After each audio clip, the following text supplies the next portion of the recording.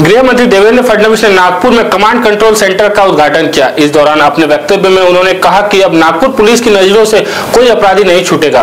फडणवीस ने कहा, इस सेंटर से 3600 कैमरे और 2200 विभिन्न विभागों के कैमरे को जोड़ा गया है। फेशियल रिकग्निशन, आर्टिफिशियल इंटेलिजेंस जैसे चीजों के साथ इनमें क्राइम जीपीटी भी रहेंगे, जिससे किसी भी क्रिमिनल के विषय में कोई भी जानकारी कुछ सेकंड में सामने आ जाएगी। फडणवीस ने कहा, विभिन्न विभागों जैसे बस स्नातक, रेलवे स्टेशन में लगे कैमरे भी कंट्रोल सेंटर से इंटीग्रेट किए जाएंगे। निजी स्थानों के कैमरे भी जोड़े जाएंगे।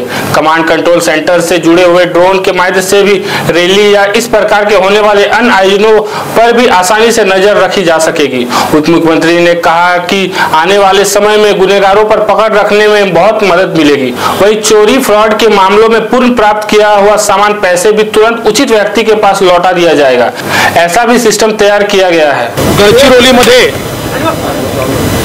गडचिरोली छत्तीसगड बॉर्डरवर काकेर जवळ आपल्या गडचिरोली पोलिसांनी C60 ने एक मोठं ऑपरेशन केलेलं आहे।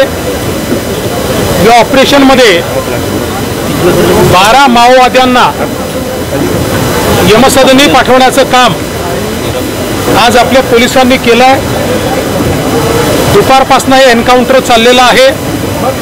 दुपारी मी गडचिरोलीला असताना त्या ठिकाणी एसपींनी आणि आयजींनी मला याची माहिती दिली होती। आता लेटेस्ट माहिती अशी आहे की जवळपास 12 माओवादी मारले गेले आहेत। बॉडीज त्यांच्या मिळालेल्या आहेत। ऑटोमॅटिक मशीन गन्स आणि बरंच मोठं ॲम्युनेशन त्या ठिकाणी प्राप्त झालेलं आहे। आपलेही एक सब इन्स्पेक्टर आणि एका पोलिसाला त्या ठिकाणी ते जखमी झालेले आहेत, पण ते आउट ऑफ डेंजर आहेत। त्यांना नागपूरला पाठवण्यात आलेलं आहे आणि अजूनही ही एन्काउंटर सुरू आहे।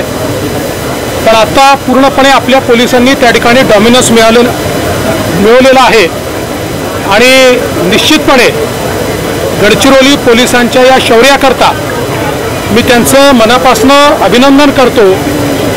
आणि जवळपास गेल्या काही वर्षातला हा सगळ्यात मोठा एन्काउंटर असल्यामुळे, हा सगळ्यात मोठा ऑपरेशन असल्यामुळे मी गडचिरोली पोलिसांना 51 लाख रुपयाचं बक्षीस या ठिकाणी राज्य सरकारच्या वतीनं जाहीर करतो।